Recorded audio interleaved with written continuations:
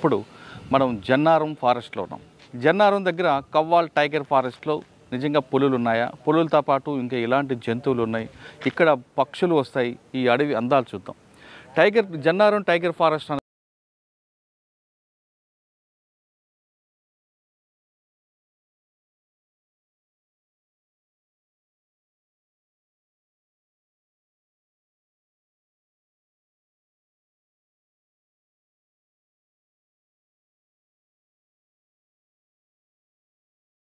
రాకపోవడానికి ప్రధాన కారణం ఏంటి? అంతేకాకుండా ఇక్కడ కేవలం పులులే కాకుండా జంతువులు ఏ విధంగా ఉంటాయి, ఉదయం సమయంలో బర్డ్ వాక్ జరుగుతుంటుంది, ఆ బర్డ్ వాక్ ఏ విధంగా జరుగుతుంది, వీటన్నిటితో పాటు ఈ అడవులను కాపాడడానికి అటవీ శాఖ అధికారులు చేస్తున్న కృషి ఏ విధంగా ఉంది, అన్నిటికన్నా ఇంపార్టెంట్ తీసుకుంటే పోడు భూముల యొక్క వివాదం ఇక్కడే కుదిరిపోతుంది. కాబట్టి ఆ పోడు భూముల వ్యవహారంలో అటవీ శాఖ అధికారులు నిరంతరం వాళ్ళతో ఏ విధంగా పోరాటం చేస్తున్నారు విషయాలు మనతో మాట్లాడడానికి ప్రస్తుతం డిఎఫ్ఓ గారు మాధవరావు గారు మనతో ఉన్నారు. ఆయన అడిగి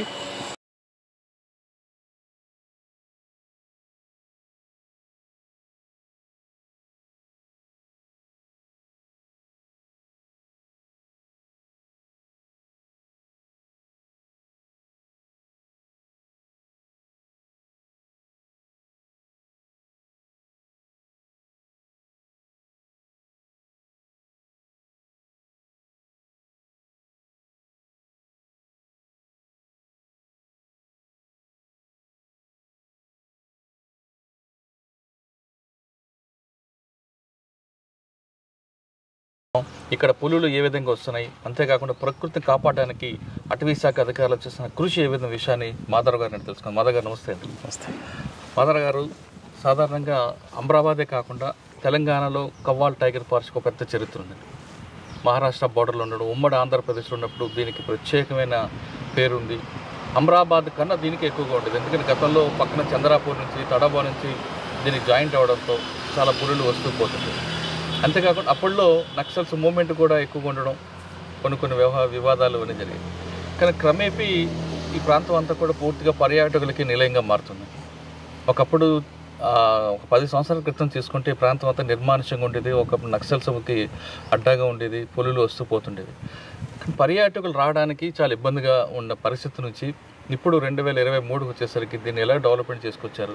కేవలం వెబ్సైట్లో మాత్రమే లైవ్లో పులులు కనిపిస్తాయా, లేదు కవ్వాల్ టైగర్ ఫారెస్ట్కి వస్తే పులులతో పాటు ఇంక ఎలాంటి జంతువులు వస్తాయి, అదేవిధంగా పక్షులు ఏ విధంగా కనిపిస్తుంటాయి, ఇక్కడ ప్రకృతి ప్రేమికులు రావాలి అంటే వాళ్ళకి ఇక్కడ ఎలాంటి సదుపాయాలు ఉంటాయి, వాళ్ళకి ఉండి ఇక్కడ ఉన్న ఆ ప్రకృతిని ఆనందించాలంటే వాళ్ళకి అటవీ శాఖ అధికారులు కానీ టూరిస్ట్ డిపార్ట్మెంట్ ఎలాంటి సదుపాయాలు కల్పిస్తుంది, ఒకప్పుడు లాంటి లా అండ్ ఆర్డర్ ఇష్యూస్ ఉన్నాయంటే వీటన్నిటితో పాటు పోడు భూముల వ్యవహారం అనేది ఆ వివాదం ఎక్కడి నుంచో పురుడు పోసుకుంది. పక్కన గోండీలు మహారాష్ట్ర నుంచి రావడం, వీళ్ళందరూ పోడు భూముల వ్యవహారం, ఆ వివాదాన్ని పరిష్కరించుకోవడానికి గతంలో ఇక్కడ చాలామంది అధికారులపై దాడులు చేయడం, ఈ టైగర్ ఫారెస్ట్ని కాపాడడానికి మీ డిపార్ట్మెంట్ చేస్తున్న కృషిని ఈ పోడు భూముల వివాదంతో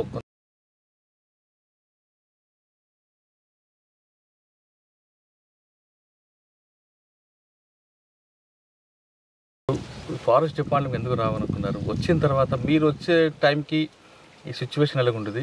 దాదాపు 23 సంవత్సరాల తర్వాత ఇప్పుడు పరిస్థితి ఏ విధంగా ఉంది? ముఖ్యంగా తెలంగాణ రాష్ట్రంలో కవ్వాల్ టైగర్ ఫారెస్ట్ని ఎక్కువ ఫారెస్ట్గా చేయడానికి కానీ, లేదు దీన్ని టూరిస్ట్ ప్లేస్గా చేయడానికి, అంటే చాలామంది తడబా వెళ్లకుండా ఇక్కడికే రావాలని మీరు చేస్తున్న కృషి మీరు ఆన్సర్లో కావాలి. అన్నిటికన్నా ఇంపార్టెంట్ మీరు మీ బ్యాక్గ్రౌండ్, మీ ఫ్యామిలీ బ్యాక్గ్రౌండ్, మీరు ఫస్ట్ ఈ డిపార్ట్మెంట్ వచ్చినప్పుడు ఇప్పుడు ఉన్న డిఎఫ్ఓగా రాకముందు ఎక్కడెక్కడ పనిచేసుకొచ్చారు, మీ సర్వీస్ మొత్తంలో మీకు బాగా గుర్తుండిపోయిన మెమరబుల్ కేసు నుంచి చెప్పండి. నమస్కారం అండి. అంటే నా నేటివ్ డిస్ట్రిక్ట్ వచ్చేసి ఖమ్మం జిల్లా. ఖమ్మం జిల్లాలో కామేపల్లి మండల్ ముచ్చర్ల గ్రామం. యాక్చువల్గా నేను ఒక రైతు కుటుంబం నుంచి రావడం జరిగింది. సో నేను నా 10th క్లాస్ వరకు నా ఎడ్యుకేషన్ అంతా కూడా మా స్వగ్రామం అయినటువంటి ముచ్చర్లోనే జరిగింది. ఆ తర్వాత ఇంటర్మీడియట్ కోసం అప్పుడు ఖమ్మం ఏఎస్ఆర్ కాలేజీలో ఇంటర్మీడియట్ కంప్లీట్ చేశాను. ఆ తర్వాత ఎస్ఆర్&బి చదువుకున్నప్పుడు మీకు అడవితో సంబంధాలు ఉన్నాయా? అంటే మాకు అడవి దగ్గర ఉండేది, మా ఊరికి దగ్గరలో ఒక చిన్న హిల్లాక్ ఉండేది. సో అప్పుడప్పుడు మేము అక్కడికి పోవడం, అంటే అది ఇప్పట్లో ఫారెస్ట్ కాదు, రిజర్వ్ ఫారెస్ట్ కాదు, కాకపోతే రెవెన్యూ ల్యాండ్, కాకపోతే ఒక చిన్న హిల్లాక్ లాగా ఉండేది. అక్కడ అప్పుడప్పుడు వెళ్ళేసి కొన్ని అగ్రికల్చర్ రిక్వైర్మెంట్స్ కానీ లోకల్ రిక్వైర్మెంట్స్ అంటే డొమెస్టిక్ నీడ్స్ కోసం చిన్నవి స్మాల్వి కొన్ని మన వుడెన్ రిక్వైర్మెంట్ అప్పుడు తీసుకొచ్చేది. ఎందుకంటే అప్పుడు అది ఇట్స్ నాట్ ఎ బ్యాండ్, అప్పట్లో ఏం దీని మీద రిస్ట్రిక్షన్స్ లేవు, పైగా అది revenue area, not a forest area. So అట్లా కొంత ఫారెస్ట్ మీద అప్పట్లోనే కొంత అవగాహన ఉంది. కాకపోతే అప్పుడు దాని గురించి పెద్దగా మనకి డీటెయిల్గా ఏం తెలియదు. సో టీక్ అనేది అప్పట్లోనే చూశాను. చిన్న టీక్వి చిన్నవి తీసుకొచ్చేసి మన పొలాల్లో చిళ్ళల్లో వాటి గుడిసెలు వేసేది, అంటే మచాన్లు వేసి మనం నైట్ స్టే అక్కడ ఈ పిచ్చుకల గురించి కానీ లేక అడవి పందుల గురించి అలాంటి థ్రెట్ల నుంచి మనం కాపాడుకోవడానికి కొంత అలాంటి మచాన్లు వేసుకొని ఉండేది. సో అట్లా అప్పట్లోనే మనం టింబర్ అంటే ఫారెస్ట్ ప్రొడ్యూస్ని కొంత వాడుకోవడం డొమెస్టిక్ పర్పస్లో, లోకల్ అగ్రికల్చర్ పర్పస్లో వాడడం జరిగింది. అయితే అప్పట్లో బ్యాక్గ్రౌండ్ దాని గురించి పెద్దగా అవగాహన అయితే లేదు. సో నేను ఇంటర్మీడియట్ ఇక్కడ ఖమ్మంలో కంప్లీట్ చేసిన తర్వాత డిగ్రీ కూడా ఎస్ఆర్ఎన్ బీజేఎన్ఆర్ కాలేజీలోనే కంప్లీట్ చేయడం జరిగింది. ఆ తర్వాత పోస్ట్ గ్రాడ్యుయేషన్ కోసం ఉస్మానియా యూనివర్సిటీ హైదరాబాద్కి వచ్చాను. సో 89లో నేను ఉస్మానియా యూనివర్సిటీలో పోస్ట్ గ్రాడ్యుయేషన్కి రావడం జరిగింది. 89 to 91 వరకు మన ఎంఎస్సి కంప్లీట్ చేశాను. So MSc almost one of the అంటే టాప్ ర్యాంకర్, అంటే గోల్డ్ మెడల్, ఒక కేటగిరీలో గోల్డ్ మెడల్ కూడా వచ్చింది. ఓకే.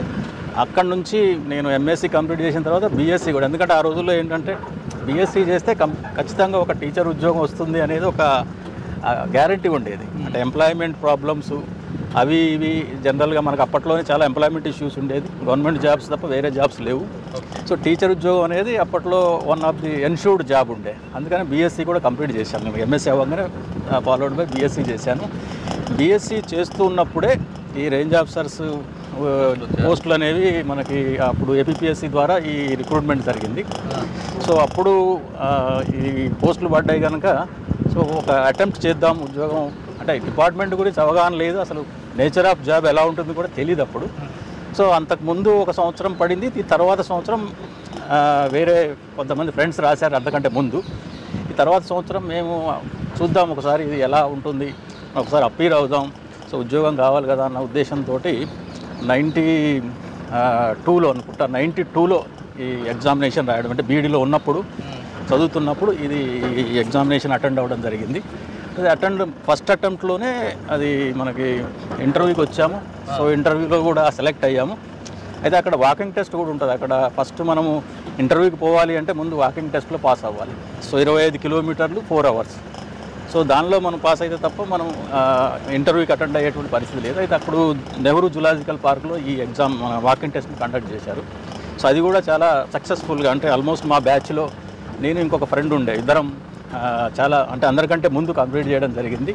అది కేవలం అంటే మనకి అగ్రికల్చర్ బ్యాక్గ్రౌండ్ ఉండడం ఖచ్చితంగా అదొక హెల్ప్ అయింది. సో ఫిజికల్గా కూడా కొంత ఫిట్నెస్ ఉండడం, దాంతో అందులో త్రూ అవ్వడం, తర్వాత ఇంటర్వ్యూలో కూడా మనం త్రూ అవ్వడం, సో మనకి సెలెక్షన్ వచ్చింది. సో ఇది అయిన తర్వాత ట్రైనింగ్కి మేము గుజరాత్ ఫారెస్ట్ రేంజర్స్ కాలేజ్కి వెళ్ళాము. అది 93-95లో జిఎఫ్ఆర్సి గుజరాత్ రేంజర్స్ ఫారెస్ట్ కాలేజ్లో 2 ఏళ్ళు ట్రైనింగ్ అక్కడ చేయడం జరిగింది. అది one of the best period, జనరల్గా అందరూ చెప్తుంటారు. సో ట్రైనింగ్ పీరియడ్ అనేది one of the best period. అక్కడ మాకు వేరే రెస్పాన్సిబిలిటీస్ ఉండవు, but we have expose to all over the country. అన్ని ఫారెస్ట్లకి మనకి ఎక్స్పోజర్ ఉంటుంది కాబట్టి. సో ట్రైనింగ్ అయిన తర్వాత యాక్చువల్గా అప్పుడు యంగ్స్టర్స్ అందరికీ ఫీల్డ్లో జాబ్స్ ఇచ్చేది. So that was the tradition. And అప్పుడున్న హెడ్ ఆఫ్ ది డిపార్ట్మెంట్లు కూడా all youngsters placed at the in the field. But యాక్చువల్గా అప్పుడు ఏమైందంటే మేము అంటే ఫీల్డ్ లెవెల్ కంప్లీట్ ట్రైనింగ్ అయిపోయిన తర్వాత పోస్టింగ్ ఇచ్చే టైంకి సో వరల్డ్ బ్యాంక్ ప్రాజెక్ట్ ఒకటి నడుస్తూ ఉంది. అప్పుడు ఏపీ ఫారెస్ట్రీ ప్రాజెక్ట్ అనేది అప్పుడు ఇంట్రడ్యూస్ అయింది. యాక్చువల్గా అందులో ఒక మ్యాండేటరీ ఐటమ్ ఏంటంటే ఈ వరల్డ్ బ్యాంక్ ప్రాజెక్ట్ సంబంధించిన యాక్టివిటీస్ అన్నీ కూడా జిఐఎస్ రిమోట్ సెన్సింగ్ ద్వారా మానిటర్ చేయాలి అనేది. సో మానిటరింగ్ సిస్టమ్ అనేది డిపార్ట్మెంట్లో డెవలప్ చేయాలి అనేది one of the compulsory item పెట్టారు. టెక్నికల్గా ఇది ఉండాలి, దీన్ని డెవలప్ చేయాలి, మానిటరింగ్ చేయకపోతే కష్టం. అంటే చేసిన యాక్టివిటీస్ అన్నీ త్రూ టెక్నాలజీ, అప్పట్లోనే టెక్నాలజీని ఇంట్రడ్యూస్ చేయాలి అనేది 95లో ఐ థింక్ 96లో. సో అప్పుడే దీని మీద మన వరల్డ్ బ్యాంక్ వాళ్ళు ఇన్సిస్ట్ చేయడం జరిగింది. సో అప్పుడు వాళ్ళు they are looking for the young people. So అప్పుడు మా బ్యాచ్ నుంచి ఒక 3 సెలెక్ట్ చేసుకొని సో అక్కడ మన జిఏ సెంటర్లో పోస్టింగ్ ఇవ్వడం జరిగింది. సో అట్లా మేము అంటే ఫీల్డ్కి టెక్నాలజీలో ఫస్ట్ డిప్లాయ్ చేయడం జరిగింది. అయితే అప్పట్లో మాకు కూడా టెక్నాలజీ మీద కానీ కంప్యూటర్ల మీద కానీ పెద్దగా నాలెడ్జ్ ఏం లేదు. బట్ యంగ్ పీపుల్ ఉన్నారు, వీళ్ళు కొంత పికప్ చేసుకుంటారనే ఉద్దేశంతో. సో ఆల్మోస్ట్ ఒక రకంగా చెప్పాలంటే నా రేంజ్ ఆఫీసర్ క్యాడర్ 16 సంవత్సరాలు నేను అదే ఫీల్డ్లో కంటిన్యూగా పనిచేశాను. సో అయితే అప్పుడు ఫస్ట్ ఇనిషియల్గా మాకు పోస్టింగ్ ఇచ్చిన కొద్ది రోజులకే ఒక ట్రైనింగ్ కోసం అప్పుడు అబ్రాడ్ కూడా పంపించారు. నేను 96 ఆగస్ట్లో సో ఫిన్లాండ్ వెళ్ళడం జరిగింది. ఆల్మోస్ట్ 12 వీక్స్ ఫిన్లాండ్లో మన ఈ టెక్నాలజీ మీద ట్రైనింగ్, ఎందుకంటే వాళ్ళు చాలా అడ్వాన్స్ ఉన్నారు, యూరోపియన్ కంట్రీస్ అంతా కూడా చాలా అడ్వాన్స్ ఉన్నారు. సో దాని మీద ఫీల్డ్ ట్రైనింగ్ తీసుకోవడం జరిగింది. అంటే టెక్నాలజీ విత్ ఫారెస్ట్, అంటే ఫారెస్ట్ మేనేజ్మెంట్లో టెక్నాలజీ రోల్ ఏంటి, జిఐఎస్ రోల్ ఏంటి, అంటే అక్కడ వాళ్ళ రిక్వైర్మెంట్ వేరే రకంగా ఉండేది. ఎందుకంటే their complete economy depends upon the forest ఫిన్లాండ్లో. సో ఎందుకంటే వాళ్ళకి క్రాప్ ఎన్యూమరేషన్ కానీ క్రాప్ హార్వెస్టింగ్ కానీ అది రెగ్యులర్గా వాళ్ళకి అవసరం. సో దాని మీద అక్కడ టెక్నాలజీ ప్లస్ ఫీల్డ్ కండిషన్స్ వాటన్నిటి మీద వాళ్ళు ఎవ్రీ ఇయర్ ఎంత ప్రొడక్షన్ వస్తుంది, ఎంత గ్రోత్ ఉంది క్యాలిక్యులేట్ చేసుకుని దాని ఎకానమీ దాని మీదనే రన్ అయ్యేది. కాబట్టి వాళ్ళు చాలా అంటే డెప్త్లో దాని టెక్నాలజీ వాడేది. సో దాన్ని మనం కొంత నేర్చుకోవాలనే ఉద్దేశంతో అక్కడికి పంపించడం జరిగింది. ఇప్పుడు నాతో పాటు ఇంకొక ఇద్దరు ఆఫీసర్స్, అంటే ముగ్గురం ఒక టీమ్ ఆఫ్ ఆఫీసర్, ఒక ఐపీఎస్ ఆఫీసర్ ఉన్నాడు, యంగ్స్టర్ ఆయన కూడా, ఒక సీనియర్ ఏసీఎఫ్ ఉండే ఉదయ్ శంకర్ అని, ఆయన అనూప్ సింగ్ అని, now is director FSI Anup Singh గారు. సో అండ్ ఎప్పటికీ we have a close interaction with the technology మీద. ఆయన ఇప్పటికీ మాట్లాడుతూ ఉంటారు వాటి గురించి అప్డేట్స్ కానీ అవి ఏమైనా ఉంటే. సో ఆల్మోస్ట్ మేము 4 months ఈ ఫిన్లాండ్లో స్పెండ్ చేయడం జరిగింది. అక్కడనే ఇవన్నీ కొంత ఈ టెక్నాలజీ బేస్డ్ అప్లికేషన్స్ అన్నీ అక్కడ నుంచి మేము పికప్ చేసుకోవడం జరిగింది. ఆ తర్వాత ఇక లోకల్ రిక్వైర్మెంట్ని బట్టి ఇక్కడ లోకల్ ట్రైనింగ్ ఇక్కడ ఎన్ఆర్ఎస్సీలో ట్రైనింగ్ చేసాము. 16 సంవత్సరాలు అదే ఫీల్డ్లో పనిచేశాము. యాక్చువల్గా నాకు రేంజ్ ఆఫీసర్ నుంచి ఏసీఎఫ్ ప్రమోషన్ వచ్చినప్పుడు కూడా అంటే అప్పట్లో ఉన్నటువంటి ఆఫీసర్స్ ఏమనుకున్నారంటే, అంటే ఇంత ఎక్స్పీరియన్స్ ఉన్న పర్సన్ ఇక్కడ నుంచి పోతే ఇక్కడ రీప్లేస్ చేసేవాళ్ళు ఉండరనే ఉద్దేశంతో ఈవెన్ ఆఫ్టర్ ప్రమోషన్ కూడా నాకు అక్కడే పోస్టింగ్ ఇవ్వడం జరిగింది. సో దాంతో ఏమైందంటే, అంటే నాకు కూడా ఒక స్టేజ్ తర్వాత ఒకటే ఫీల్డ్లో కంటిన్యూస్గా ఇన్ని రోజులు పనిచేయడం అనేది కొంచెం అది సాచురేటెడ్గా అనిపించింది. అందుకే ఆ ఉద్దేశంతో నేను అప్పుడున్నటువంటి పీసీసీఎఫ్ని రిక్వెస్ట్ చేశాను, సార్ నేను 16 సంవత్సరాలు ఆల్రెడీ ఈ ఫీల్డ్లో పనిచేశాను, నాకు ఫీల్డ్లో పనిచేసే అవకాశం ఇవ్వండి, నేను ఫీల్డ్లో పనిచేస్తా, టెక్నాలజీ ఫీల్డ్లో వాడితే ఎలా ఉంటుంది అనేది ఒకసారి అది కూడా ఇంప్లిమెంట్ చేస్తే బాగుంటుంది సార్. అంటే ఫీల్డ్లో పనిచేసే వాళ్ళకి టెక్నాలజీ మీద అవగాహన లేకపోవడం, సో మేము టెక్నాలజీలో ఇందులోనే ఉండి పనిచేస్తే ఏమి రిజల్ట్ కనిపించట్లేదు, I wanted to work in the field అని చెప్పి అప్పుడున్న పీసీసీఎఫ్ని రిక్వెస్ట్ చేస్తే వాళ్ళు పాజిటివ్గా దీన్ని తీసుకొని అప్పుడున్న అవైలబుల్ పోస్టుల ప్రకారం మళ్ళీ హైదరాబాద్ హెడ్ క్వార్టర్లో ఇచ్చారు. అది ఏసీఎఫ్ హైదరాబాద్ సెంట్రల్ పోస్ట్లో మనకి ఫస్ట్ అంటే జిఐఏ సెంటర్ నుంచి బయటకు రావడానికి అది ఒక ప్లాట్ఫామ్. సో అక్కడ నేను ఆల్మోస్ట్ 4.5 years పనిచేశాను. అక్కడ కూడా టెక్నాలజీ వాడాం. సో అక్కడేంటంటే మనకి హైదరాబాద్లో బిగ్గెస్ట్ ప్రాబ్లమ్స్ ల్యాండ్ డిస్ప్యూట్స్, ఎందుకంటే మనకు హైదరాబాద్ చుట్టూ ఆల్మోస్ట్ 100 ఫారెస్ట్ బ్లాక్స్ ఉంటాయి. సో ఇవన్నీ కూడా డిఫరెంట్ నోటిఫికేషన్స్ ద్వారా అవి డిక్లేర్ చేయడం జరిగింది. వాటి డిఫరెంట్ మ్యాప్స్ ఉన్నాయి, రెవెన్యూ మ్యాప్స్ ఉంటాయి, ఫారెస్ట్ మ్యాప్స్ ఉంటాయి. వీటన్నిటిని కంబైన్ చేసి మనం ఒక సొల్యూషన్ తీసుకొని రావాలి. అంటే డిస్ప్యూట్స్కి we have to take all source మనం కన్సిడర్ చేయాలి. ఎందుకంటే మనం ఓన్లీ మన మ్యాప్ చూస్తే రెవెన్యూ మ్యాప్స్ వేరు ఉంటాయి. సో దీంతో ఏంటంటే రెవెన్యూ బేస్డ్గా వాళ్ళు కోర్టుకు పోయే అవకాశం ఉంది. ఇట్లా చాలా కోర్టు కేసులు ఉన్నాయి, చాలా డిస్ప్యూట్లు ఉండేది. ఆ రోజుల్లోనే వీటన్నిటికీ సొల్యూషన్స్ టెక్నాలజీ బేస్డ్గా, సో జిఐఎస్ బ్యాక్గ్రౌండ్ తోటి చాలా వాటికి సొల్యూషన్స్ ఇవ్వడం జరిగింది. సో చాలా కేస్ స్టడీలు కూడా అప్పట్లో మనం అది రికార్డ్ చేయడం కూడా జరిగింది. అంటే ఎట్లా సార్ ఆ టైంలో మీకు బాగా గుర్తుండిపోయిన కేసు, ఎందుకంటే అప్పట్లోనే రాణి కొమ్మిది గారు కూడా గ్రీన్ బెల్ట్ అంటే ఒకటి వేయడం అదొక వివాదం అయింది అప్పట్లో. ఇది కంప్లీట్ డిఫరెంట్ పిక్చర్. యాక్చువల్గా డిస్ప్యూట్స్ అన్నీ కూడా ప్రైవేట్ అండ్ ఫారెస్ట్కి సంబంధించినటువంటి డిస్ప్యూట్స్ ఇవి. ఎందుకంటే చాలా ఏరియాస్లో ఏంటంటే ల్యాండ్ వాల్యూ పెరగడంతో, ఇప్పుడు 2012-13లో నేను అక్కడ పనిచేసింది. సో అప్పటికే ల్యాండ్ వాల్యూస్ చాలా డబుల్ ది కాస్ట్, అంటే చాలా ఫాస్ట్గా ఇంక్రీజ్ అయ్యింది. పీరియడ్లో మీకు గవర్నమెంట్కి బెనిఫిట్ చేసే ఒక కేసు అండ్ స్టడీ అని చెప్పగలరా? అట్లా చాలా ఉన్నాయి మనకి. ఎందుకంటే ఇక్కడ ఈ మనకి రికార్డ్స్ సరిగ్గా లేకపోవడంతో ఏమవుతుందంటే చాలామంది ప్రైవేట్ పీపుల్ రకరకాల పట్టాలు వేరే కాగితాలు పట్టుకొచ్చేసి క్లెయిమ్ చేసేటువంటి సందర్భాలు చాలా ఉంటాయి. సో వాటన్నిటిని మనం ప్రివెంట్ చేయడానికి ఈ టెక్నాలజీ ఖచ్చితంగా హెల్ప్ అవుతుంది. ఎందుకంటే మనకి ప్రూఫ్ లేకుండా కోర్టులో ఎంతసేపు మనం చేస్తే వాళ్ళు only they will see that only statements ఉంటాయి. బట్ మ్యాప్ తోటి కనుక మనం ఖచ్చితంగా ప్రొజెక్ట్ చేయగలిగితే, కన్విన్స్ చేయగలిగితే కోర్టులో కూడా చాలా సందర్భాల్లో గెలిచినటువంటి సందర్భాలు ఉన్నాయి. అంటే ఈ మ్యాప్స్, గూగుల్ మ్యాప్స్ కానివ్వండి, సాటిలైట్ ఇమేజరీస్ కానివ్వండి, రెవెన్యూ మ్యాప్స్, ఇవన్నీ క్లబ్ చేసేసి use to get the solution. అంటే యాక్చువల్ బౌండరీ ఏంటి అనేది మనం ప్రజెంట్ చేయగలిగేది. సో మోస్ట్ ఇంపార్టెంట్ అంటే వికారాబాద్లో కూడా నేను కొద్ది రోజులు ఇన్ఛార్జ్ సబ్ డిఎఫ్ఓగా ఆల్మోస్ట్ 2 years పనిచేశాను. అక్కడ కూడా చాలా రకాల ఇప్పటికి కూడా ఉన్నాయి ల్యాండ్ డిస్ప్యూట్స్, చాలా ప్రాబ్లమ్స్, కొన్ని మైనింగ్స్ ఉన్నాయి. ఆ మైనింగ్స్ కూడా అక్కడ ఒక ఫారెస్ట్ ఏరియా గిరిగిట్పల్లి ఫారెస్ట్ బ్లాక్లో అక్కడ mining illegal mining in the sense అంటే దాని బౌండరీ ఎక్కడ ఏంటనేది తెలియదు ఎవరికి. సో అక్కడ మన రెవెన్యూ వాళ్ళకి ఎన్ఓసి ఇచ్చారు, వాళ్ళు దాని మీద లీజ్ తెచ్చుకోవడం జరిగింది. ఆ తర్వాత దీన్ని ఫారెస్ట్లో అని చెప్పి మనం ఫస్ట్ టైం ఐడెంటిఫై చేయడం జరిగింది. దాని మీద మళ్ళీ మనం దాన్ని ఆపటం, దాన్ని వాళ్ళు కోర్టుకు వెళ్ళడం, సో రకరకాల కారణాలతో. ఎందుకంటే కోర్టు ఏం చూస్తుంది, so they will see revenue వాళ్ళు ఇచ్చారు కదా. సో అంటే వాడు ఎవరైతే క్లైమ్ చేసే వాళ్ళు ఉన్నారో వాళ్ళు దే ఆర్ జెన్యూన్ క్లైమర్స్, వాళ్ళు ఎన్ఓసీ బట్టి వాళ్ళు చేసుకున్నారు కాబట్టి అప్లికెంట్ది ఏం ప్రాబ్లం లేదు. సో మీరు ఏమన్నా ఇంటర్నల్గా మీరు దాన్ని డిస్ప్యూట్ సాల్వ్ చేసుకోవాలి. సో ఆ విధంగా కోర్టులు కూడా ఇంటర్ఫియర్ అని కొద్ది రోజులు ఆపడం జరిగింది అది కంప్లీట్గా. కాకపోతే ఏంటంటే కోర్టులు ఇంటర్వ్యూ రావడం, వాటికి మన మిడ్ టర్మ్ రివ్యూ వాళ్ళు కొన్ని జడ్జిమెంట్లు ఇవ్వడం, వాళ్ళకి పర్మిషన్స్ ఇవ్వడం, దానివల్ల మళ్ళీ కొంత జరుగుతూ ఉంది. సో ఇట్లాంటివి కొన్ని రెవెన్యూ మన ఫారెస్ట్ డిస్ప్యూట్లని చాలా ఐడెంటిఫై చేయడం, కోర్టు మనకు కొన్ని ఫేవర్గా మన జడ్జిమెంట్ రావడానికి కూడా ఉపయోగపడుతుంది. అవి రెగ్యులర్గా ఇంకా నడుస్తూ ఉన్నాయి కొన్ని చోట్ల. కొన్ని ప్రివెంట్ చేయగలిగాం. అంటే మన ఈ బౌండరీ ఇక్కడ వరకు ఉంది కాబట్టి మీరు ఫర్దర్గా రావడం లేదు. కొన్ని ఎంక్రోచ్మెంట్లు మనం అంటే ఖాళీ చేయడం, కొన్ని ప్లాంటేషన్ చేయడం, వాటిని క్లియర్ బౌండరీ లేకపోవడం వల్ల కూడా ఎంక్రోచ్మెంట్ అయినాయి. అంటే కొన్ని చోట్ల ఏమవుతుందంటే ఎంక్రోచ్మెంట్ కంటే కూడా రెవెన్యూ వాళ్ళు ఏంటంటే వాళ్ళకి అసైన్మెంట్ చేస్తూ ఉంటారు. అంటే వాళ్ళకి రికార్డులో ఉంటుంది, బట్ ల్యాండ్ చూపించరు. ఆ రికార్డులో పలానా సర్వే నెంబర్లో 100 ఎకరాలు ఉంది. సో 100 ఎకరాలు వాళ్ళు 100కి 150 ఇచ్చిన సందర్భాలు ఉన్నాయి. రికార్డులో 100 ఉంటుంది, but they will be giving by force కావచ్చు, సిచ్యువేషన్ కావచ్చు, డిమాండ్ చేయొచ్చు. వాళ్ళు ఏదో కాగితం ఇస్తే పోతారు కదా అని చెప్పి ఇచ్చేస్తారు. దాంతో ఏమైందంటే వాళ్ళు ఓవర్ అండ్ అబోవ్ ఫారెస్ట్ ఏరియాలోకి వచ్చేసి అది చూపెట్టేసి they are residing over they, ఇది మాకు పట్టా ఇచ్చారని చెప్పిన సందర్భాలు అట్లా ఉన్నాయి. చాలా అట్లాంటివి కూడా తీసాం బయటికి. కాకపోతే ఏంటంటే వాడు అవి పెట్టుకొని చూపెడతారు.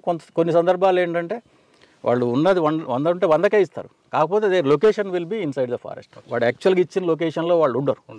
ఎందుకంటే వాళ్ళు అది ఫీల్డ్లో డిమార్కెట్ చేసి ఇవ్వరు చాలా సందర్భాల్లో.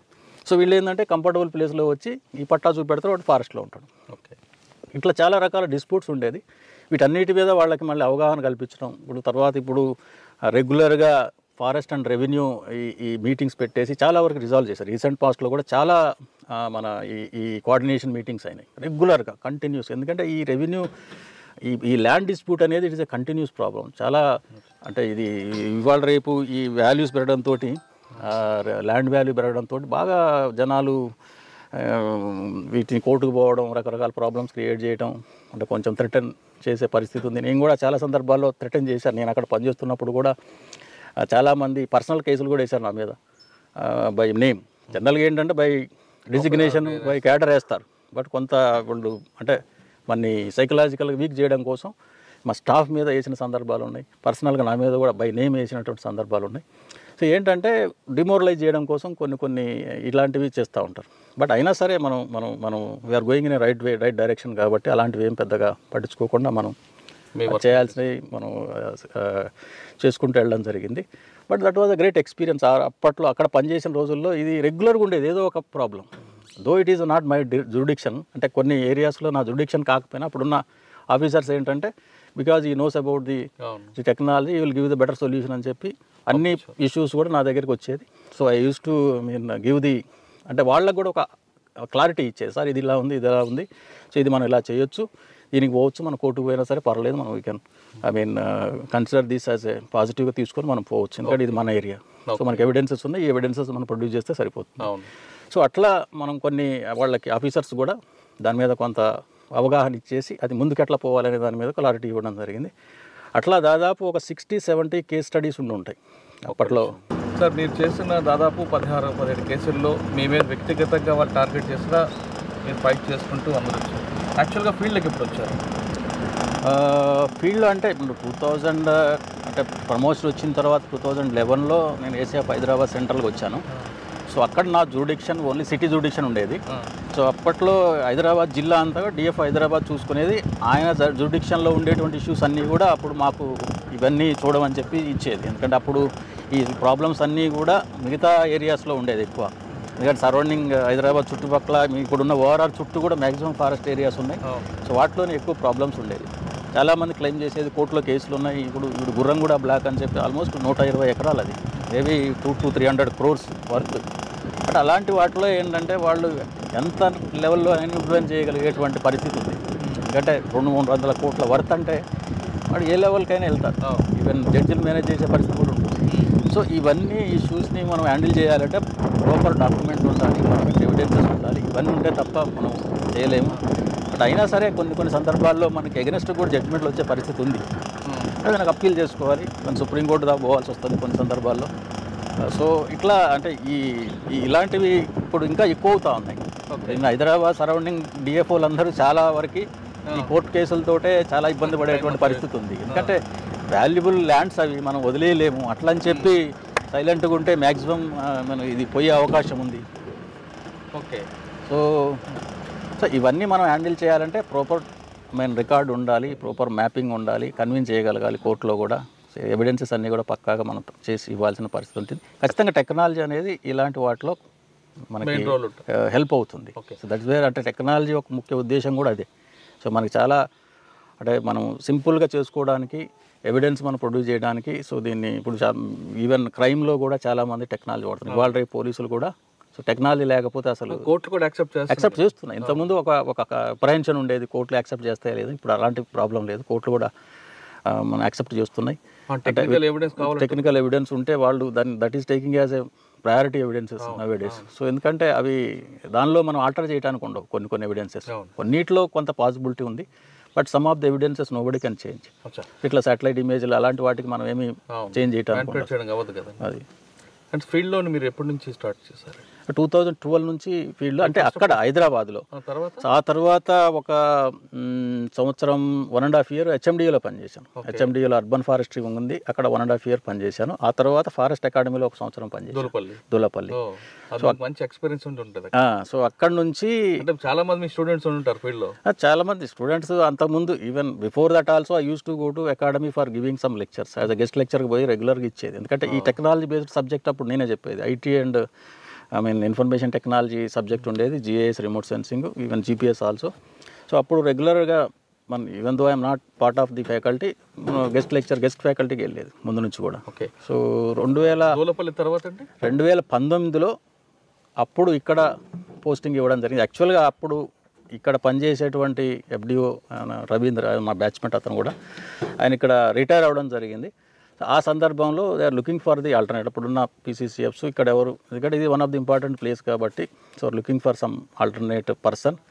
అప్పుడు నేను విల్లింగ్ ఇచ్చాను. అంటే కాకపోతే అప్పుడు అంటే నేనున్న పరిస్థితికి, నేనున్న పొజిషన్కి అంటే ఎక్స్పీరియన్స్ లేదు ఫీల్డ్లో, ప్లస్ వైల్డ్ లైఫ్ మీద ఎక్స్పీరియన్స్ లేదు. సో ఇక్కడ ఇవ్వాలన్నా వద్దా అనేది కొంత ఎజిటేషన్ ఉండే ఆ రోజుల్లో.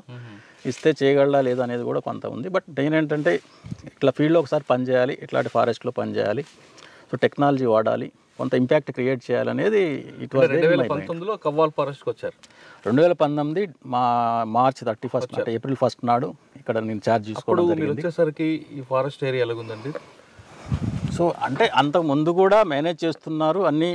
సో ఆర్డర్లో ఉన్నాయి. తెలిసి దీనికి బౌండరీస్ కూడా ఉండేవి, ఒక గేట్ ఉండేది. బౌండరీస్ అంటే ఇక్కడ ప్రాబ్లం ఏంటంటే ఈ ఏరియా అంతకుముందు శాంచురీ ఉండేది. సో ఇది 2012లో టైగర్ రిజర్వ్ కింద డిక్లేర్ చేయడం జరిగింది. అంతకుముందు ఒకటి శాంచురీ ఉండేది. సో శాంచురీ ఏంటంటే అన్నీ కూడా పర్మిటెడ్, లోపలికి రావచ్చు, వాళ్ళు ఏమన్నా యాక్టివిటీస్ ఉంటే చిన్న మైనర్ ఫారెస్ట్ ప్రొడ్యూస్ అవన్నీ కూడా కలెక్ట్ చేసుకొని పోవడానికి అవకాశం ఉంది. సో టైగర్ రిజర్వ్ అయిన తర్వాత ఏంటంటే కోర్ ఏరియా, ఇది మనం ఉన్నది ఏంటంటే ఇది కోర్ ఏరియా. యాక్చువల్గా కోర్ ఏరియాలో ఎలాంటి యాక్టివిటీస్ పర్మిట్ చేయడానికి లేదు. బట్ ఇక్కడ ఏమైందంటే అంటే అంతకుముందు ఉండే అలవాటు ఏదైతే ఉందో జనాలు అదే అలవాటుతోటి లోపలికి రావడం, మొత్తం తిరగడం, అన్ని రకాల డిస్టర్బెన్స్ ఉండేది. అంటే టైగర్ రిజర్వ్ కోర్ ఏరియాలో కూడా it is highly disturbed with the biotic pressure. అంటే క్యాటిల్ మూవ్మెంట్ ఉండేది, పబ్లిక్ వచ్చేది, అన్ని దారులు ఓపెన్ ఉండేది. There are several entry points. ఈ లోపలికి రావడానికి చాలా ఎంట్రీ పాయింట్స్ ఉన్నాయి. రకరకాల ప్లేసెస్ నుంచి లోపలికి పోయేది, షార్ట్ కట్ రూట్స్లో పోయేది, లోపలికి పోయేది, వాళ్ళకి ఇష్టం వచ్చిన తెచ్చుకోవడం.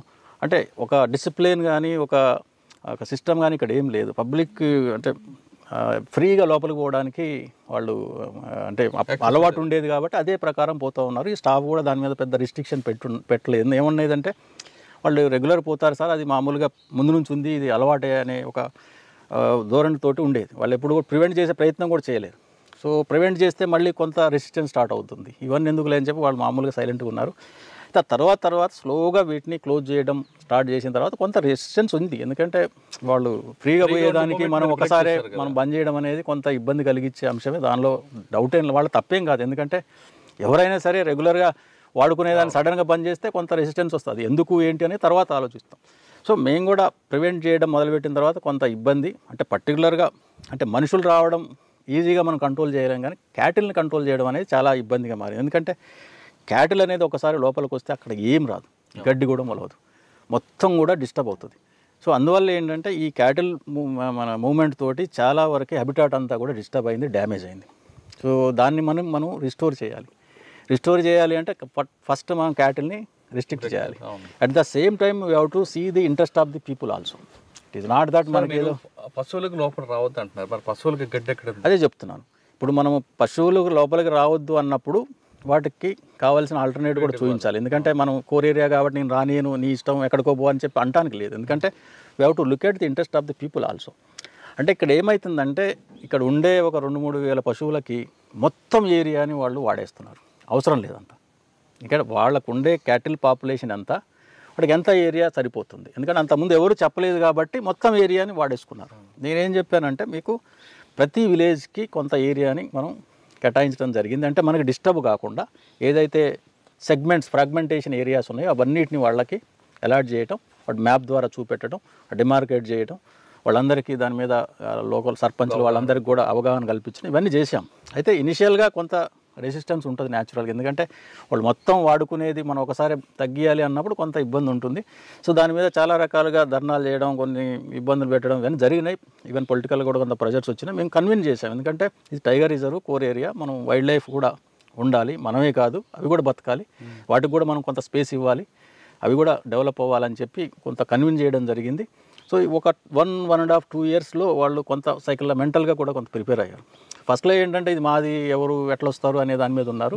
స్లోగా ఏంటంటే మెంటల్గా వాళ్ళు కూడా ఏంది, ఇది కోర్ ఏరియా అట, పోకూడదట, ఇందులో పోతే ఇది నాట్ పర్మిటెడ్ అంటే అలాంటి లేదు, రూల్ ఒప్పుకోదు. సో ఇలా కొన్ని వాళ్ళ డిస్కషన్స్ అయ్యి కొంత వాళ్ళు ప్రిపేర్ అవ్వడం, ఇచ్చిన ఏరియాలలో వాళ్ళు కొంత అడిగారు, కొంచెం డెవలప్మెంట్ చేయండి, ఇందులో కొంచెం గ్రాస్ వచ్చేటట్టు చేయండి, అలాంటివి ఏమైనా ఉంటే ఓకే, అలాంటివి మనం సాల్వ్ చేసుకుందాం, అలాంటి ప్రాబ్లమ్స్ ఉంటే చేసుకుందాం అని చెప్పి సో దాని మీద కొంత వర్కౌట్ చేయడం జరిగింది.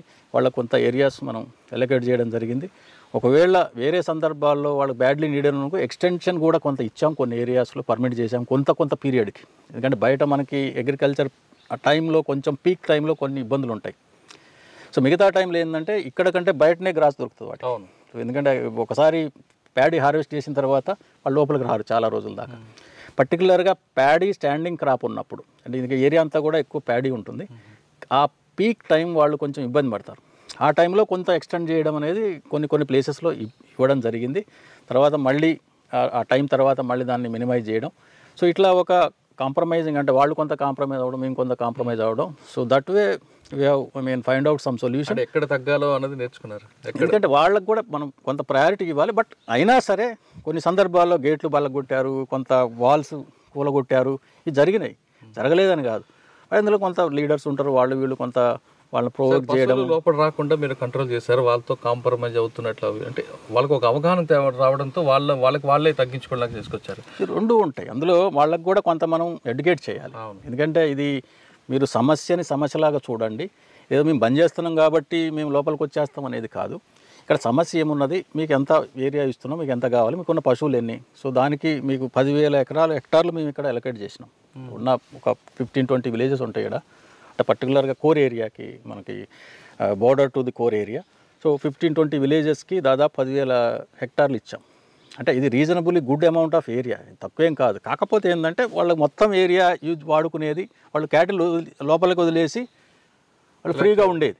అట్లాంటిది ఇప్పుడు ఏంటంటే వాడు క్యాటిల్తో పాటే ఉండాల్సి వస్తుంది. ఎందుకంటే ఎక్కడన్నా అడ్జసెంట్ అగ్రికల్చర్ ల్యాండ్స్ ఉంటే అందులోకి వెళ్ళిపోతాయి. సో ఆ ప్రాబ్లం ఉంది. అందుకని వాళ్ళు ఏంటంటే మీ మొత్తం ఏరియా కావాలి అనే దాని మీద ఎక్కువ స్ట్రెస్ చేసేది. సో దాన్ని మనం మినిమైజ్ చేయడానికి ఇవి చాలా రకాలుగా వాళ్ళని మనం కన్విన్స్ చేయడం, వాళ్ళకి పొలిటికల్గా ప్రెజర్ పెట్టినా, పొలిటికల్గా ఈవెన్ సర్పంచ్లు వాళ్ళు వీళ్ళతో కూడా మాట్లాడడం. అంటే స్టార్టింగ్లో కొంత రెసిస్టెన్స్ ఉంది, మీరు ఇట్లా చేస్తున్నారు అట్లా చేస్తున్నారు ఇబ్బంది పెడుతున్నారు, అది కొంత ఉంది, ఆర్గ్యుమెంట్ అయితే అయింది. Now they are comfortable. ఇప్పుడు ఎవ్వరు ఎలాంటి కంప్లైంట్స్ రావట్లేదు మా దగ్గరికి. వాళ్ళకి ఎంతైతే ఏరియా ఇచ్చామో వాళ్ళు they are confined to that area only, they are not crossing their borders, they are happy. ఇప్పుడేం పెద్ద కంప్లైంట్స్ కానీ ఇష్యూస్ కానీ స్థానికంగా ఉన్న రైతులతో పశువుల కాపరితో మీకు ఎలాంటి వివాదాలు లేవు. కానీ ఇక్కడ పోడు భూముల వ్యవహారం తీసుకుంటే అది ఎప్పటి నుంచో రగులుతుంది. ఇక్కడ ఆ ఇష్యూని ఎలా షార్ట్అవుట్ చేసుకోవచ్చు అంటే పోడు భూములు అనేవి ఇప్పుడైతే ఎక్కడ ఎక్స్పాన్షన్ మేము పర్మిట్ చేయట్లేదు. కొత్తగా ఎలాంటి ఎంక్రోచ్మెంట్లకి అవకాశం లేదు. కొత్తగా పాతవి ఏదైతే ఉన్నాయో వాటిని మేమేమి డిస్టర్బ్ చేయట్లేదు, మేమేమి రిట్రీవ్ చేయట్లేదు. ఎందుకంటే as per the government norms also. But ఇప్పుడున్న పాత ఏదైతే ఓల్డ్ ఉన్నాయో దాన్ని మనం ఇప్పుడు వెనక తీసుకునేటువంటి ప్రయత్నం కూడా చేయట్లేదు. అది ఎక్కడైతే కొత్తగా ఏమన్నా ఎంక్రోచ్మెంట్లు అయితే మాత్రం ఖచ్చితంగా దాన్ని సీరియస్గా మనం టేకప్ చేయడం, వాటి మీద చట్టపరమైన చర్యలు తీసుకోవడం జరుగుతూ ఉంది. అయితే రీసెంట్గా ఇప్పుడు మనకి ROFR సర్వేలు చేయడం కూడా జరిగింది. దానిలో కూడా మనం ఎక్కడైతే వాళ్ళకి జెన్యూన్ పర్సన్స్ ఉన్నారో వాళ్ళన్నీ సర్వే చేయడం జరిగింది. ఇక్కడ ఏమైందంటే ఇప్పుడు మొన్న జరిగిన సర్వేలో చాలామంది ఎలాంటి భూమి లేకుండా కూడా అప్లికేషన్లు ఇచ్చుకున్నారు. సో దాంతో కొంచెం చిన్న చిన్న ఇబ్బందులు వచ్చినాయి. బట్ అవి కూడా మనం లోకల్ సర్పంచ్లు వాళ్ళ వీళ్ళతో మాట్లాడి దాన్ని సాల్వ్ చేయడం, ఎక్కడ ఎలాంటి ఇబ్బంది లేకుండా సర్వేలన్నీ కంప్లీట్. అంటే ల్యాండ్ ఉన్న దగ్గర సర్వే చేసిన, లేని దగ్గర మనం చేయడానికి ఏమి ఉండదు. సో లేని దగ్గర అది యాజ్ పర్ యాక్చువల్ రిపోర్ట్ ఏదైతే మన గ్రౌండ్ రియాలిటీ ఉందో దాని ప్రకారం మనం రిపోర్ట్ చేయడం జరిగింది. సో ఇక్కడ కూడా కొన్ని అంటే జనరల్గా ఏంటంటే మనకి 2008-9లోనే మ్యాక్సిమం ఎలిజిబుల్ క్యాండిడేట్స్ అందరికీ అప్పుడు పట్టాలు ఇవ్వడం జరిగింది. అంటే అసైన్మెంట్స్ అది వాటికి ఏదైతే ఎలిజిబుల్ ఉన్నారో వాళ్ళందరికీ ఇచ్చేశారు. సో ఏదైనా ఒకటి ఆర్ స్పిల్ ఓవర్ ఉంటే అవి ఇప్పుడు మనం ఇందులో కన్సిడర్ చేయడం జరిగింది. ఆల్రెడీ మనకు దానికి సంబంధించిన full details report SDLC level meeting కూడా కంప్లీట్ చేసి మనం పంపించాం. ఛత్తీస్గఢ్లో గుత్తుకోయిల్లాగా మీకు పక్కన బోర్డర్ మహారాష్ట్ర నుంచి గోండీలు కూడా ఎక్కువగా చొరబడుతుంటారు, వాళ్ళతో కూడా ఎక్కువ ఇబ్బందులు ఉన్నాయనేది వాస్తవం అంటారు. అంటే గుత్తికోయల్లాగా ఇక్కడ అంత ఫెరోషియస్ కాదు. వీళ్ళు గోండ్స్ ఉంటారు కానీ they are all true tribals. వాళ్ళు అంత పెద్ద అంటే మనకు లోకల్లో కూడా ఉన్నారు గోండ్స్ అనేవాళ్ళు. మనకు ఆదిలాబాద్ జిల్లాలో కొంతమంది నుంచి ఇక్కడ ఉన్నటువంటి తెగ నాయకపోడ్స్ ఉన్నారు. సో ఇక్కడ మనకు ఉన్నటువంటి ట్రైబ్స్ ఎవరైతే ఉన్నారో అంత ఫెరోషియస్ ఏం కాదు. వాళ్ళు కొంత చెప్తే వింటారు. వాళ్ళు మనం ఏదైతే సజెషన్స్ కానీ ఏమైనా ఉంటే it is mutual understanding. So వాళ్ళు ఏమి శత్రువులాగా మనం చూడకూడదు. అట్లని చెప్పి ఏమన్నా వాళ్ళు ఇట్లాంటి స్మగ్లింగ్ కానీ అలాంటివి ఏమైనా ఉంటే కూడా సో వాటి మీద మనం చట్ట ప్రకారం చర్యలు తీసుకోవడం జరుగుతుంది. వాళ్ళకి కాకపోతే రెగ్యులర్గా వాళ్ళకి మన కౌన్సిలింగ్ కానీ లేకుంటే అవేర్నెస్లు కానీ ఇవన్నీ రెగ్యులర్గా మనం కండక్ట్ చేస్తూ ఉండదు. మన లోకల్ పీపుల్ తోటి, లోకల్ సర్పంచులు, వాళ్ళు పెద్ద మనుషులు ఉంటారు, వాళ్ళ ఆ తెగలకు సంబంధించిన హెడ్స్ ఉంటారు. సో వాళ్ళతోటి ఎక్కువ వాళ్ళు చెప్తే వింటారు. ఓకే. సో వాళ్ళ ద్వారా మనం కొంత అవేర్నెస్ అలాంటివి మనం కండక్ట్ చేయడం రెగ్యులర్ అవుతుంది. ఇట్లాంటి అవేర్నెస్ క్యాంప్స్ అనేది కంటిన్యూస్గా రెగ్యులర్గా వాళ్ళతోటి మన స్టాఫ్ టచ్లో ఉంటారు. అంటే ఇది సమస్య కాకుండా ఇంకొక సమస్య కనిపిస్తుందండి. ఎక్కువగా టూరిస్టులు కానీ లేదా విలేజర్స్ వీకెండ్ అవని లేదా రెగ్యులర్గా ఈ ప్రాంతంలో రావడం, ఫారెస్ట్లోకి వెళ్ళడం, వంటలు చేసుకోవడం, ఇంకా దాన్ని డిస్టర్బ్ చేస్తుంటారు. ఆ సమస్యను ఎలా షార్ట్అవుట్ చేస్తారు? అంటే ఇక్కడ ఏమవుతుందంటే తెలంగాణలో మనకున్న కల్చర్ ఏంటంటే ఈ చాలా చోట్ల ఈ దేవుళ్ళు పెట్టుకొని వాటిని అక్కడ అంటే ఈ కోళ్ళు కోయడం కానీ ఇలాంటివి రెగ్యులర్గా జరుగుతూ ఉంటాయి. అయితే ఇంతకుముందు అన్ని ప్లేసెస్లో చేసేది అంటే వాటిని కొంచెము మినిమైజ్ చేసినాం. ఎందుకంటే మనకి మెయిన్ రోడ్లో చాలా ప్లేసెస్లో టెంపుల్స్ ఉన్నాయి. ఆ టెంపుల్స్లో కొంత ఏరియాని డిమార్కేట్ చేయడం జరిగింది. మినిమం ఒక హెక్టార్ ప్లేస్ అంటే ఈవెన్ ఒక 100-200 మంది వచ్చినా సరే వాళ్ళు కంఫర్టబుల్గా ఆడ ఉండి వాళ్ళ పని చేసుకొని పోయేటట్టు. ఎందుకంటే ఇన్స్టెడ్ ఆఫ్ మొత్తం ఏరియాలో వాళ్ళు స్ప్రెడ్ అయ్యి మొత్తం డ్యామేజ్ చేసేదానికంటే ఒక ఏరియాలో చిన్న స్మాల్ అంటే ఆ టెంపుల్ కూడా ఉంటుంది. యాక్చువల్గా అక్కడికే వస్తారు కానీ ఆడ పోసేసుకొని వాళ్ళ ఇష్టం వచ్చిన దగ్గర పోయి మిగతా వంట చేసుకోవడం కానీ లేకుంటే తినడం, అక్కడనే ప్లాస్టిక్ అవన్నీ పడేయడం ఇవన్నీ చేస్తుండేది. బట్ అవన్నీ రెడ్యూస్ చేయడానికి కూడా కొంత ఎఫర్ట్స్ పెట్టాల్సి వచ్చింది. సో కొన్ని స్పెసిఫైడ్ ఏరియాస్ ఏదైతే టెంపుల్స్ ఉన్నాయో వాటి దగ్గర డిమార్కేట్ చేసాం కొన్ని ఏరియాస్. సో వాటి ఏరియాలోనే మనం ఇప్పుడు పర్మిట్ చేస్తున్నాం. ఏదైనా వంటలు కానీ ఏమైనా ఉంటే అందులో రిస్ట్రిక్ట్ అవ్వాలని చెప్పడం జరిగింది. అంటే స్టార్టింగ్లో కొంచెం చిన్న ప్రాబ్లమ్స్ ఉన్నా తర్వాత ఇప్పుడు ఎక్కడ అలాంటి ఇబ్బందులు ఏం లేవు. సో వాళ్ళు అక్కడ అదే ప్లేసెస్లో ఇప్పుడు వాళ్ళ ఏమన్నా వంటలు అలాంటివి చేసుకొని పోతున్నాం. ఓకే సార్, ఇప్పుడు కవ్వాల్ టైగర్ ఫారెస్ట్లో మనం ఉన్నాం. ఇక్కడ గతంలో కొంచెం ఎక్కువగా పులులు వస్తూ పోతుంటాయి. ఇప్పుడు ఎన్ని పులులు ఉన్నాయి? పుల్లే కాకుండా ఎలాంటి జంతువులు వస్తుంటాయి, బర్డ్స్ వస్తుంటాయి. ఇక్కడికి వచ్చే వాళ్ళకి ఉన్న వాళ్ళకి ఎలాంటి సదుపాయాలు కల్పిస్తుంటాయి? టూరిస్ట్ రావాలంటే ఏ విధంగా ఉంటుంది? సో ఇక్కడ కవ్వాల్ టైగర్ రిజర్వ్లో పులుల గురించి చెప్పాలి అంటే ఇక్కడ అంటే రెసిడెంట్ టైగర్స్ అనేవి చాలా తక్కువ. సో దానికి చాలా రీజన్స్ ఉన్నాయి. ఒకప్పుడు ఇక్కడ చాలా పెద్ద మొత్తంలో టైగర్స్ ఉన్నాయనేది మనకి చరిత్ర చెబుతుంది. సో దాని బేస్డ్గానే ఇది టైగర్ రిజర్వ్గా డిక్లేర్ చేయడం జరిగింది. అయితే మనకి ఈ మధ్యకాలంలో ఇది దాని టైగర్ హ్యాబిటాట్ అనేది చాలా పెద్ద మొత్తంలో డిస్టర్బ్ చేయడం జరిగింది, డ్యామేజ్ అయింది. సో దాంతో ఏమైందంటే అంటే మనకి లోపల విలేజెస్ ఆల్మోస్ట్ 30 to 39-40 విలేజెస్ ఉన్నాయి inside the core area. Plus cattle ఇప్పుడు చెప్పిన ఈ క్యాటిల్ అంతా కూడా ఆల్ ఓవర్ ద ఏరియా తిరిగేది, ప్లస్ బయోటిక్ ప్రెజర్ ఉండేది. సో ఫ్రాగ్మెంటేషన్స్ ఉన్నాయి, కొన్ని ఎంక్రోచ్మెంట్స్ ఉన్నాయి. ఇవన్నీ ప్రాబ్లమ్స్ తోటి ఏంటంటే టైగర్స్కి అది కంప్లీట్ అన్డిస్టర్బ్డ్ ఏరియాస్ అవ్వాలి, ఇన్వాయిలేట్ ఏరియాస్ అంటాం. సో అలాంటివి మనం ప్రొవైడ్ చేయగలగాలి. దాంతోపాటు ప్రేబేస్ కావాలి, దానికి కావాల్సిన ఫుడ్ కావాలి. సో ఇది మనము పూర్తిగా అంటే ప్రొవైడ్ చేయాలి అంటే కొంత ఎఫర్ట్స్ పెట్టాల్సి ఉంటుంది. ఇది ఎందుకంటే చాలా వరకు డ్యామేజ్ అయింది. సో దాన్ని మళ్ళీ రీకూప్ చేయాలి. సో అందులో భాగంగానే మనం పెద్ద మొత్తంలో డెవలప్మెంటల్ యాక్టివిటీస్ టేకప్ చేయడం జరిగింది కవ్వాల్ టైగర్ రిజర్వ్లో. సో అందులో భాగంగానే గ్రాస్ ల్యాండ్స్ కావచ్చు, వాటర్ షెడ్ మేనేజ్మెంట్ కావచ్చు, లేదా ఇన్వాయిలేట్ ఏరియాస్ క్రియేట్ చేయడం కావచ్చు. ఇవన్నీ చేయడం వల్ల మనకి ప్రేబేస్ పెరగడం, తద్వారా మనకి టైగర్స్ రావడం. ఇప్పుడు ఏంటంటే ట్రాన్సిట్ టైగర్స్ లాగా వస్తున్నాయి, కొద్ది రోజులు ఉంటున్నాయి, పోతున్నాయి. ఎందుకంటే అవి సెటిల్ అవ్వడానికి ఇక్కడ ఉన్నటువంటి ఫ్యాక్టర్స్ ఇంకా 100% అనుకూలంగా లేదు. ప్లస్ మనకి కారిడార్ నుంచి రావడానికి కొన్ని డిస్టర్బెన్స్లు కూడా ఉన్నాయి. ఇప్పుడు సపోజ్ స్పిల్ ఓవర్ పాపులేషన్ మన తడోబాలో ఉంది, ఇటు తిప్పేశ్వర్లో ఉంది. ఇది హైవే దాటి రావాలి, ఇది కూడా హైవే దాటి రావాలి. హైవేలు దాటాలి, కొంచెం అక్కడక్కడ డిస్టర్బెన్స్ ఉన్నాయి, ఫ్రాగ్మెంటేషన్స్ ఉన్నాయి. అది కూడా ఒక సమస్యలాగా ఉంది. దానికి ఇప్పుడు ఈకో బ్రిడ్జ్లు కూడా కొన్ని చోట్ల మనం ప్రపోజ్ చేయడం జరిగింది ఇటు మన చంద్రపూర్ హైవేలో. సో ఈకో బ్రిడ్జ్లో అయితే మన కొంత పాసేజ్ని మనం క్లియర్గా అది మన దాటడానికి అవకాశం ఉంది. ఎందుకంటే ఈ రైల్వే ట్రాక్ కానీ లేకుంటే ఈ హైవేస్ ఇవన్నీ దాటాలి అంటే డిస్టర్బెన్స్ ఉంది. సో అవి దాటితే ఒకసారి మనకు లోపలికి వస్తే ఇక్కడ సెటిల్ అవ్వడానికి అవకాశం ఉంది. సో విలేజ్లు కూడా రిలొకేషన్ అనేది ఇప్పుడు స్టార్ట్ అయింది. సో ఇప్పుడు ఆల్రెడీ మైసంపేట, రాంపూర్ విలేజెస్ స్పీడప్ చేస్తున్నాం. ప్లాట్స్ వాటికి డిమార్కేట్ చేయడం అయింది, వాటికి టెండర్స్ పిల్ చేసి అక్కడ హౌస్ కన్స్ట్రక్షన్ కూడా త్వరలో స్టార్ట్ చేయడం జరుగుతూ ఉంది. ఒకసారి 1-2 విలేజ్లు మనం రిలొకేట్ చేయగలిగితే దాని మిగతా వాళ్ళకి కూడా అది సో దారి చూపెట్టినట్టు అవుతుంది. అది కొంచెం మనకి ప్రాసెస్ కూడా తెలుస్తుంది, అప్పుడు స్పీడప్ చేయడానికి అవకాశం ఉంది. అయితే ఇప్పుడు ఈ సంవత్సరం మేము ఆల్రెడీ మా దగ్గర ఒక 2 విలేజెస్ అలీనగర్, దొంగపల్లి, మల్యాలి, ఈ మూడింటిని కూడా ఈ ప్రాసెస్ మనం ఇందులో ఆ ప్లాన్లో ఇంక్లూడ్ చేయడం జరిగింది. అంటే వచ్చే 23-24 ఇయర్లో దీన్ని రిలొకేట్ చేయాలి అనే దాని మీద మనకి బేసిక్ గ్రౌండ్ వర్క్ అనేది సర్వే అనేది కూడా చేయడం జరుగుతూ ఉంది. ఇప్పటి వరకు కవ్వాల్ టైగర్ ఫారెస్ట్లో పులులు రాక పోక ఎందుకు వస్తున్నాయి, ఎందుకు పోతున్నాయి అనే విషయాన్ని మాదార్ గారు చెప్పారు. ఇక్కడ కేవలం పులులే కాదు, రకరకాల జంతువులు వస్తుంటాయి. అవి ఎలాంటి జంతువులు వస్తుంటాయి, వాటిని చూసి మనం ఏ విధంగా ఎంజాయ్ చేయొచ్చు, ఏ టైంలో నుంచి ఏ టైం వరకు వస్తుంటే విషయాల్ని మరొకసారి మాధవ్ గారిని అడుగుదాం. కవ్వాల్ రిజర్వ్ ఫారెస్ట్లో కేవలం టైగర్లు కాకుండా ఇంక ఏ విషయాలు ఉంటాయి, ఇక్కడికి వచ్చిన టూరిస్టు ఎలా ఎంజాయ్ చేయొచ్చు అనే విషయాల్ని మన ప్రస్తుతం మాధవ్ గారిని అడిగి తెలుసుకుందాం. ఇంతవరకు మాధవ్ గారు ఇక్కడ జరుగుతున్న యాక్టివిటీస్ చాలా చెప్పుకొచ్చారు. ఇప్పుడు అడుగుదాం మాధవ్ గారు. మాధవ్ గారు, చాలామంది ఎక్కువగా లైవ్లో టైగర్ని చూడాలని ఇక్కడ వస్తుంటారు.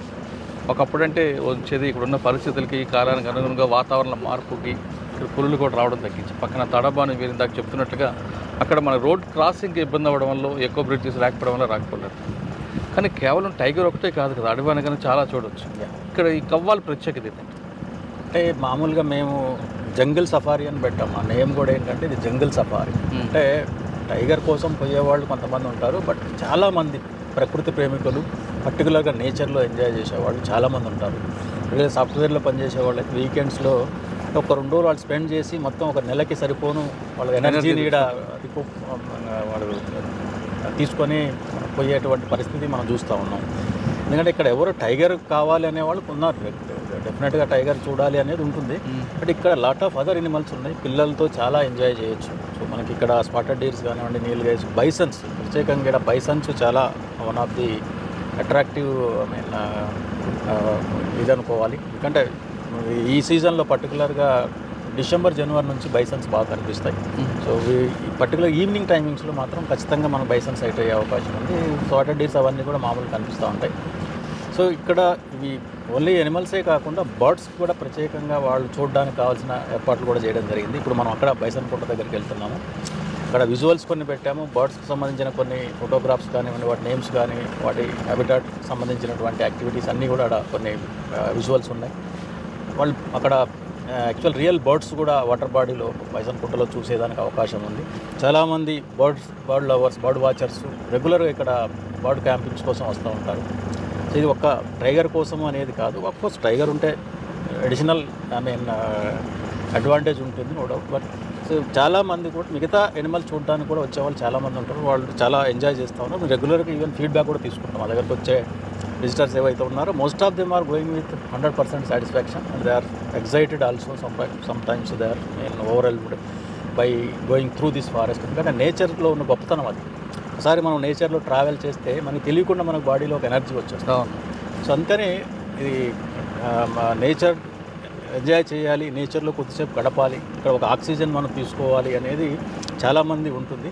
అయితే ఇప్పుడు మనకు హైదరాబాద్ నుంచి చాలామంది టూరిస్టులు వస్తున్నారు. ఈ మధ్యకాలంలో చాలా పెరిగింది. అంటే అంతకుముందు కోవిడ్ వల్ల కొంత ఎఫెక్ట్ అయింది.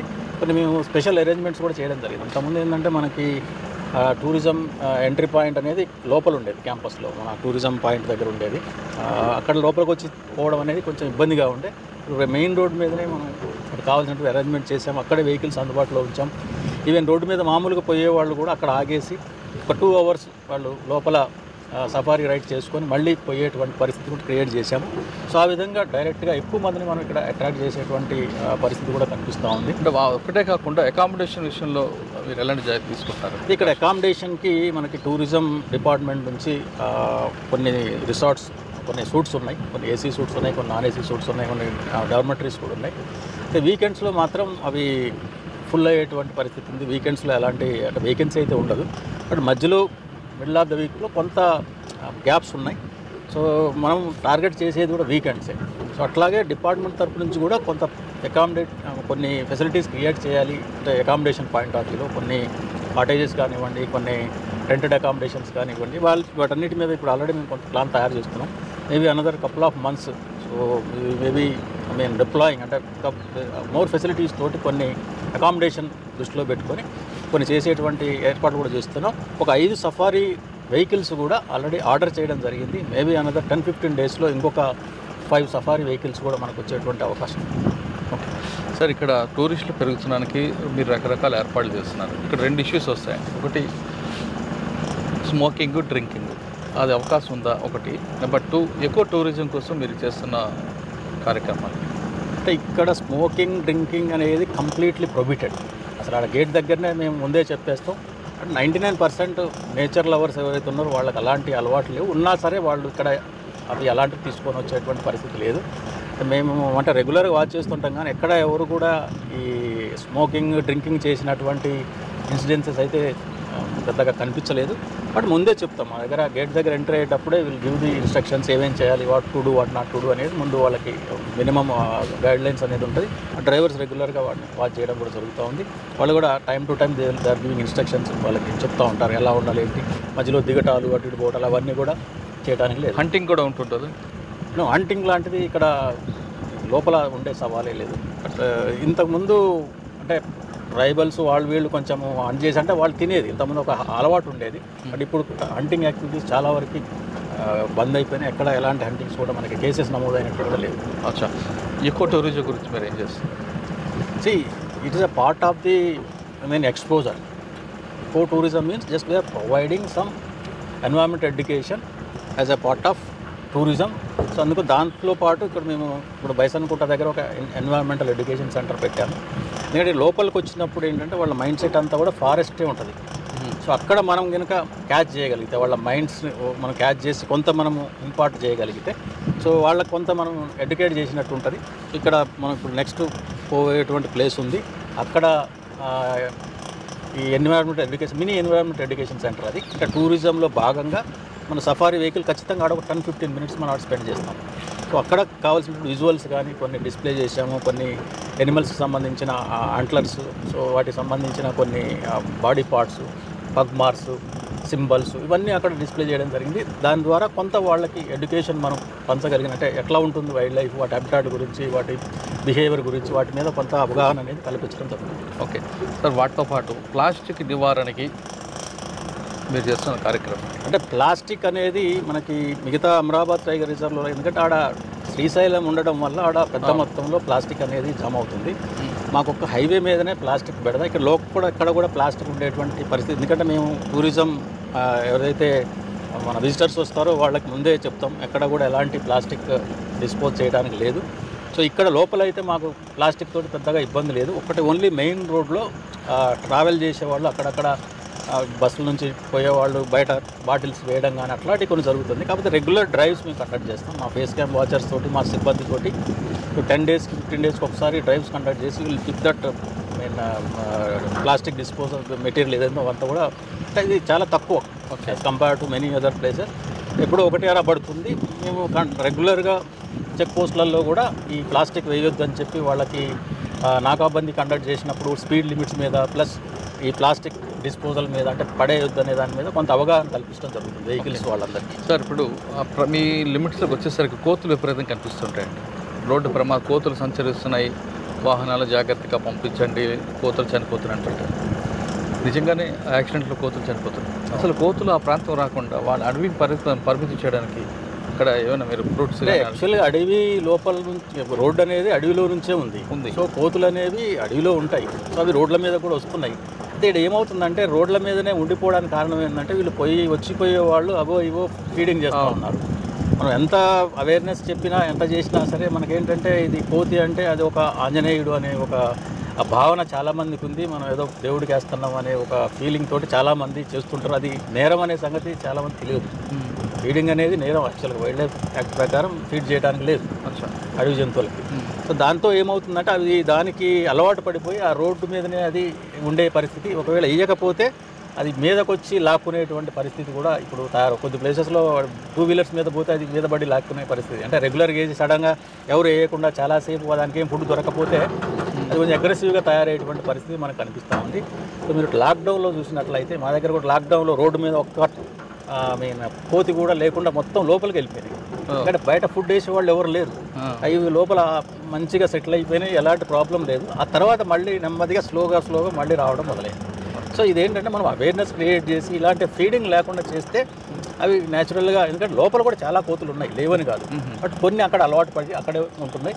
సో మిగతా లోపల కోతులు కూడా ఉన్నాయి, వాటికి ఆవాసం ఉన్నది, అవి దానికి కావాల్సినటువంటి ఫుడ్ మెటీరియల్ ఇక్కడ దొరుకుతుంది కాబట్టి అవి ఇక్కడ ఉండగలుగుతున్నాయి.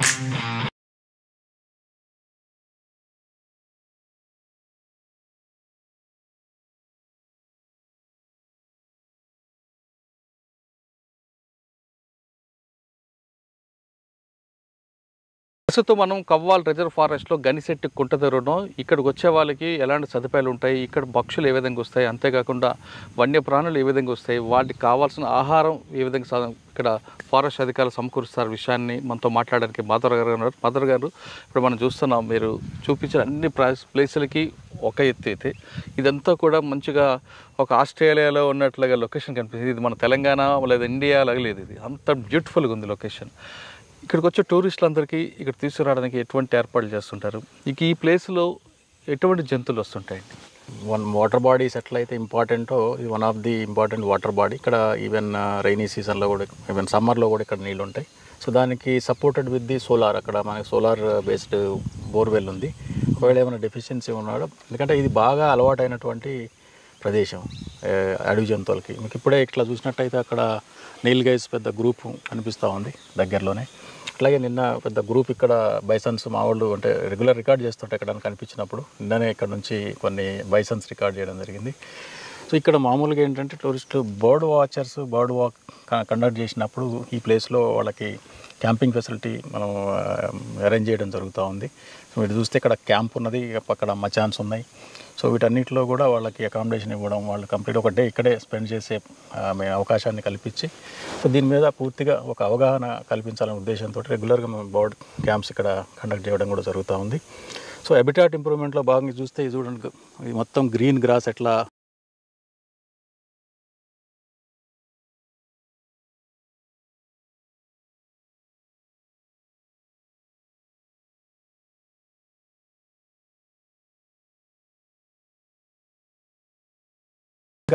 వీటి మీద కేర్ తీసుకొని ఈ సైనడాన్ని బయట నుంచి తీసుకొచ్చి ఇక్కడ ట్రాన్స్ప్లాంట్ చేయడం జరిగింది.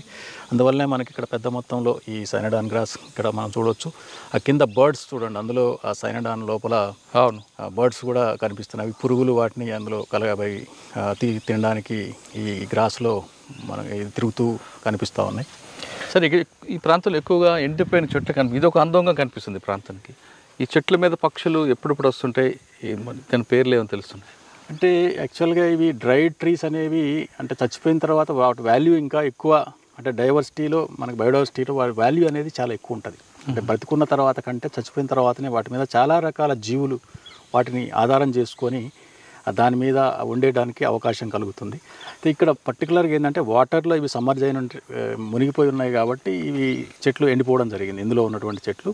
బట్ వాటికి మేము సప్లిమెంటెడ్గా కొన్ని ఇట్లాంటివి ఎరెక్ట్ చేయడం, ఈ స్టంప్స్ అక్కడ వెనకాల స్టంప్స్ రివర్స్ చేసి పెట్టడం, సో బర్డ్స్ పర్చ్ చేయడానికి అంటే వాటి మీద వాలి అవి అక్కడ సేద తీరడానికి. అట్లాగే కొన్ని నెస్ట్లు కూడా మనం అరేంజ్ చేయడం జరిగింది. ఇక్కడ లోపల కొన్ని హోల్స్ క్రియేట్ చేయడం జరిగింది.